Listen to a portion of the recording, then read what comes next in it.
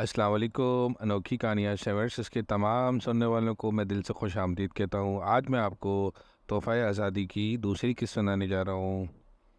चंद मिनटों के बाद शकील अपनी छोटी बहन को स्कूल छोड़ने के बाद अब्दुल लतीफ़ के घर पहुँच गया। इत्तेफाक था कि अब्दुल लतीफ़ भी तैयार खड़ा हुआ था, शकील का इंतज़ार कर रहा था। जैसे ही इसने शकील को देखा तो वो जश्न आज़ादी की मुबारकबाद कहता हुआ इससे लिपट गया। दोस्तों का इस कदर प्यार देखकर अब्दुल लतीफ़ के वालिदैन अश अश करने लगे। शकील भैया, मज़ार कायद का मॉडल तो बहुत खूबसूरत है।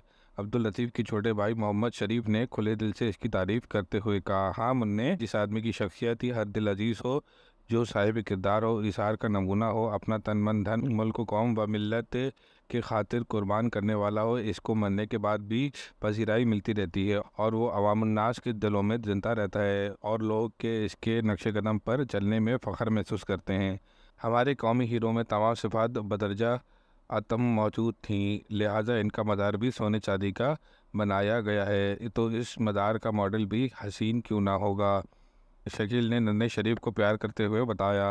वो दोनों इजाज़त लेकर रुखसत हो गए। अब इनके कदम साबिर के घर की तरफ उठ रहे थे। वो दोनों जानते थे इनका दोस्त साबिर एक गरीब मगर शरीफ घराने से ताल्लुक़ रखता है, जो यतीम भी है और मिस्कीन भी है। अपने चाचा के साथ रहता ज़रूर है मगर अपनी मेहनत की कमाई खाता है।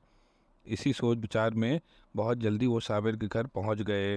चाचा जान, साबिर कहाँ है? दरवाजे पर दस्तक सुनकर आने वाले शख्स से पूछा। बेटा, वो ऊपर है और सो रहा है, चाचा ने बताया। अभी तक सो रहा है? इन दोनों ने बेवक्त हैरान होकर मुंह खोला।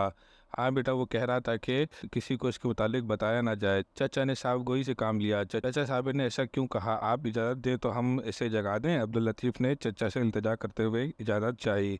इजाज़त मिलते ही वो दोनों तेज तेज कदमों से सीढ़ियाँ चढ़ने लगे। अरे साबिर, दिन के 10 बज रहे हैं और तुम अभी तक सो रहे हो, अब्दुल लतीफ़ ने इसे नींद से बेदार करते हुए कहा। साबिर आंखें मलते हुए उठ बैठा। जब इसकी नज़र शकील पर पड़ी तो इसने देखा कि वो मज़ार कायद का मॉडल हाथ में लिए मुस्कुराते हुए इसका इस्तकबाल कर रहा है। ये तोहफ़ा तुम्हारे लिए जश्न आज़ादी के मौके पर है और जल्दी से तैयार हो जाओ ताकि हम मज़ार कायद पर जाकर हाज़िरी दे सकें। शकील ने इसे मज़ार कायद का मॉडल तोहफ़तन पेश करते हुए कहा। नहीं दोस्तों, आज कहीं नहीं जाऊंगा। मैं कल रात मजदूरी करके देर से घर आया हूँ, इसलिए मुझे नींद आ रही है और छुट्टी का दिन भी है। साबिर ने इनसे नज़र चुराते हुए बहाना बनाकर कहा।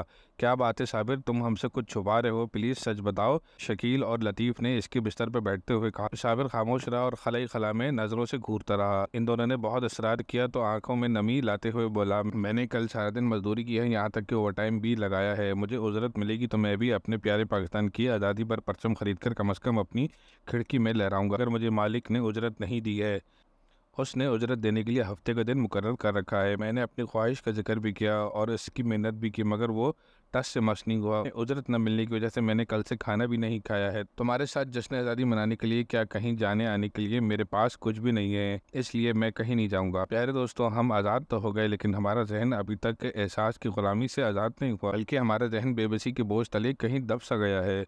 हमारे अंदर से दूसरों के लिए एहसास ख़त्म हो चुका है। सिर्फ़ और सिर्फ अपनी फ़िक्र और अपनी अय्याशी और आराम की गर्ज होती है। किसी दूसरे की दुख दर्द करब अजियत और ज़रूरतों का ख्याल नहीं रहता है। ये भी ख्याल नहीं रखते कि हमारे अमल से सामने वाला नाकाबिले फरामोश तकलीफ़ में मुब्तला हो जाएगा। दोस्तों, ये थी तोहफ़ा आज़ादी की दूसरी और आखिरी किस्त। अगर आपको ये एपिसोड अच्छी लगी तो उसको लाइक कीजिए, शेयर कीजिए और मेरे चैनल अनोखी कहानियाँ 7 को सब्सक्राइब कीजिए। अस्सलाम वालेकुम दोस्तों।